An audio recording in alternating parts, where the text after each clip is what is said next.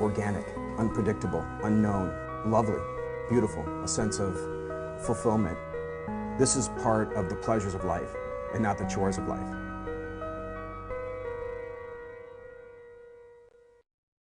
Welcome to Daily Iowan TV. We have some spooktacular stories for you tonight, including footage that will get everyone in the mood for Halloween. And the time to vote is now. We have the exclusive story on early voting. And in sports, Iowa football done with bye weeks. That means pregame is back. This is Daily Iowan TV.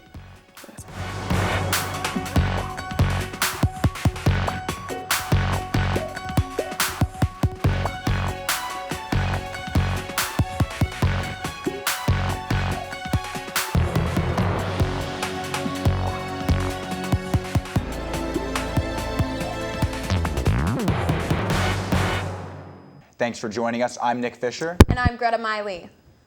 Officials are saying this Senate race is one of the closest in history. With only 5 short days until Election Day, early voting could be a determining factor in the outcome. Students have not been turning out to the polls, even though the race is tight. And Johnson County Auditor Travis Weipert said more adults have been turning out. He added the high number of voters is going to be a good thing because Johnson County has a lot of weight in the election. Probably the most heavy Democratic county in the state. You know, Polk County might disagree with me a little bit, but we are ground zero for the Democrats. If you'd like to cast your vote, Weipert said registration is open to Election Day.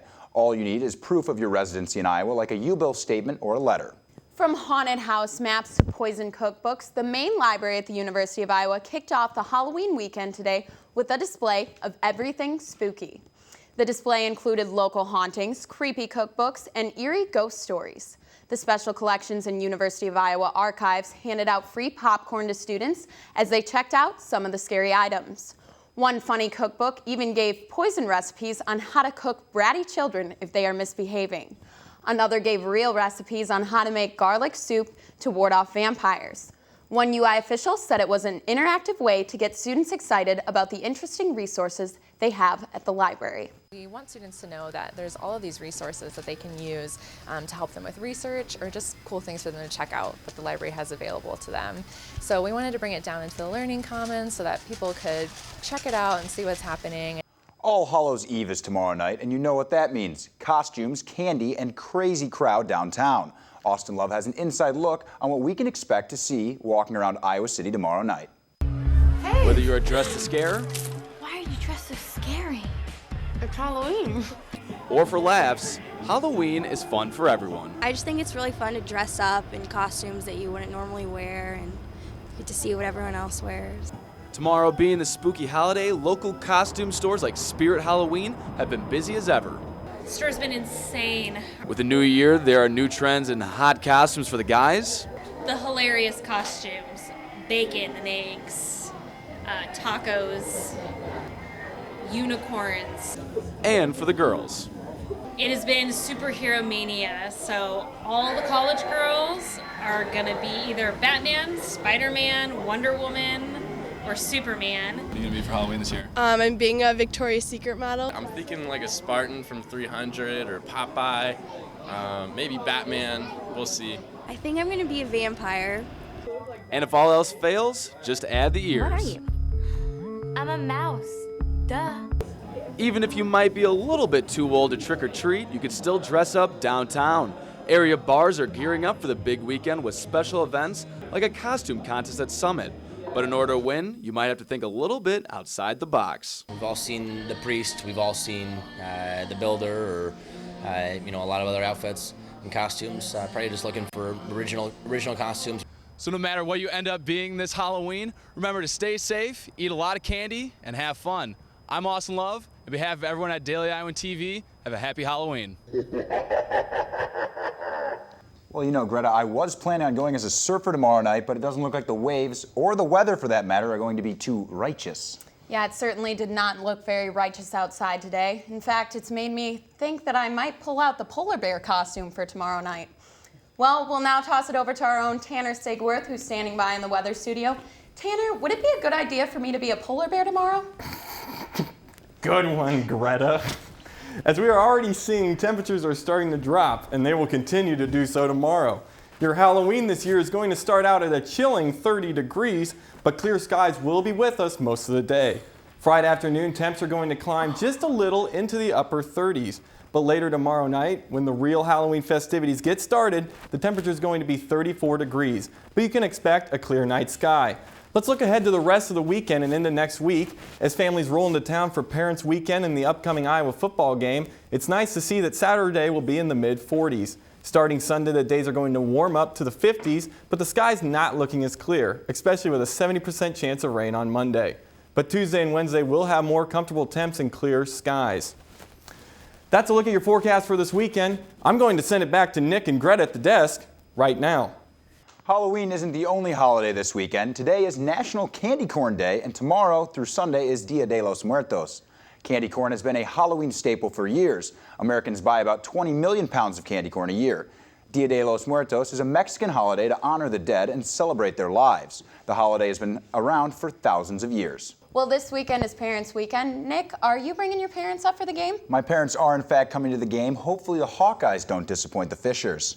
Well, we'll now toss it over to the Daily Iowan TV Sports Studio, where Chelsea Brown and Jalen Sochek are standing by.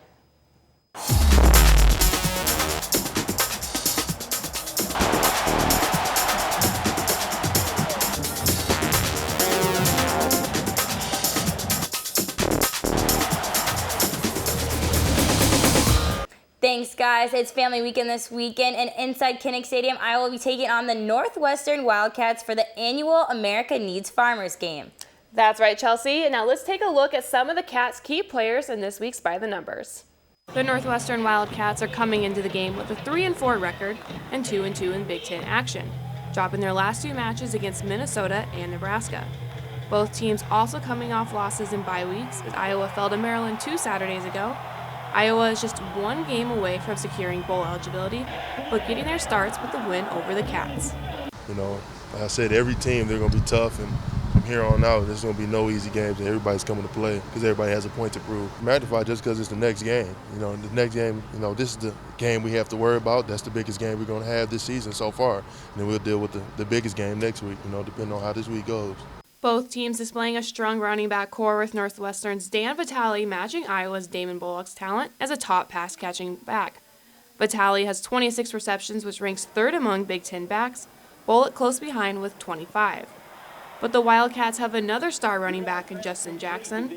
The true freshman comes into the game with 3 consecutive 100-yard rushing games, averaging 90 rushes per game, ranks as 6th best per game in the country by a freshman running back. We thought he's a really good player, high school player, and he's proven that right now. He's a good football player, very dangerous. Northwestern also proficient on holding on to the ball, being one of only 15 teams in the country to have lost only 2 or fewer fumbles on the season. The Hawks have lost control of the ball 6 times. You know, it sounds pretty basic, but it's just they're very well coached.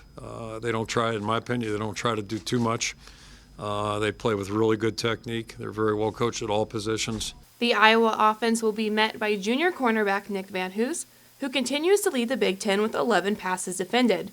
The Wildcats defense as a whole is only allowing 20 points a game. I think a lot of people will make the mistake of, you know, maybe living in the past. I mean, since '95, these guys have been really good. Under Ferentz, Northwestern has won 7 of the last 13 meetings. And overall, Iowa leads the series 48-24. With Iowa and Illinois being border states, you would think each team shares players from each state, but interestingly enough, they do not. On the current Northwestern roster, 0 players are Iowa natives, compared to Iowa's whopping 19 coming from the land of Lincoln. That's the most Iowa receives from any outside state. Also, another interesting fact, Jalen, is that Northwestern's running back, Justin Jackson, is actually from Carroll Stream, Illinois. He was heavily recruited by Kirk Ferentz's squad, but obviously stayed in his home state of Illinois. And with 3 Hawkeyes gone from the depth chart this weekend, some players are having to step up. Daily Iowan TV sports reporter Whitney Blakemore caught up with one of those leaders, captain and linebacker Quentin Alston. Whitney? Hey guys, I'm here with linebacker Quentin Alston, and Quentin, you're going to be without linebacker Reggie Spearman for the next 2 games. So how are you going to adjust to that loss? Well, all the linebackers in this linebacking core, we're pretty much cut from the same cloth. So we're all smart, all physical, and we have very high knowledge of assignment. So regardless of who they put on the field, we're just going to trust our coaches to put us in the right, positions to make plays, the right schemes to make plays, and just trust the guys next to us. So it just comes back down to playing fundamental, basic defense and just that trust factor. And now Northwestern ranks 5th in the Big Ten in red zone conversion percentage. How do you guys plan to stop the Cats once they get inside that 20? We need all 11 hats to the ball. It just can't be 9, it can't be 10, and just I'll take that as my responsibility. I'm the leader in this team. I'm the senior. I'm the captain. So I just got to make sure everybody, we have no plays off. We got to focus for the whole 60 minutes and ultimately come out here with a win. So it just takes from the top down, and I just got to make sure I'm on these guys to stay on it each and every play. So we need that energy all 60 minutes. And finally, traditionally it's been close games against Northwestern. What is it about the Wildcats that makes this such a difficult series?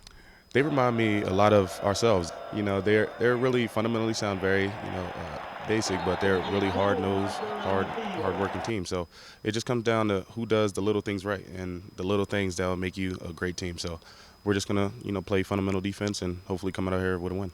All right. Well, thank you so much, and back to you guys in the studio.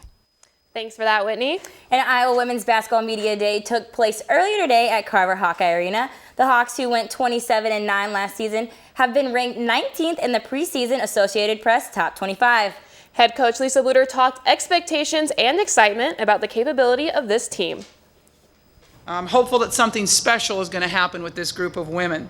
I think they're an extraordinary group, and as you all know, we returned 4 starters from last year's team that won 27 games. And it's not just that we return 4 starters that creates our optimism, but it's the quality of those starters that gets us really excited. With a strong group of returners, Bluter said one senior has set herself apart of the pack as being a leader for the team. We're led by our 4-year starting point guard, Sam Logic. No one in the league and maybe in the country has as much experience leading their basketball team than Sam. She's the nation's best returning assist playmaker. She led our team and the Big Ten in assists. She already owns the Iowa assist record with a whole season remaining. And Logic recognizing what it takes to be considered a leader, a role she exemplifies. I mean, just to be a good leader, you have to set a good example. I mean, you have to set a standard, you have to hold yourself to a standard, and you have to hold your teammates to a standard. But with that, you have to have the trust and respect of your teammates, and you have to have some fun with them, obviously. And like I said, they're not too hard to have some fun with. They make that pretty easy. The Hawks start action on November 9th at home to face St. Ambrose in their season opener. But that'll do it for us in this week's pregame show. Be sure to check out the print edition and pregame in tomorrow's Daily Iowan, as well as our blog at dailyiowans.sports.com for all your live updates from Kinnick Stadium. Greta and Nick, back to you at the desk. And only with Daily Iowan TV can you get a sneak peek into tomorrow's pages of the Daily Iowan. Continuing their coverage on politics, they will have the election coverage on the Iowa Senate race. And they will have updates about the possibilities of extending the Johnson County Courthouse. Well, we have a special guest joining us in the Daily Iowan studio tonight. Legendary news anchor Ron Burgundy has decided to join us. What's going on, Ron? Well, it doesn't look like he has much to say, but Nick, I think minus the good hair he's got, you kind of look like him. Well, my original plan of going as a surfer fell through, so it might be a plausible option. Yeah, good Halloween costume. That's all we have for tonight's newscast. Check us out at the same time on Sunday. Or anytime online at dailyiowans.com. I'm Greta Miley. And on behalf of everyone here at Daily Iowan TV, I'm Nick Fisher. You stay classy this weekend, Iowa City.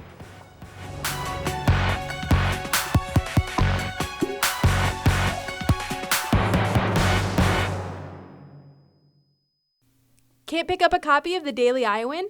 Are you worried about how you're going to find out about the latest news in Iowa City and the University of Iowa? Well, look no further. You can download the Daily Iowan mobile app on your iPhone for the area's best news coverage.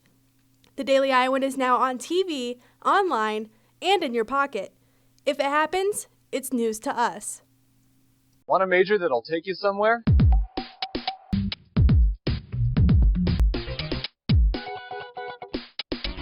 I joined, and now I make videos for the university.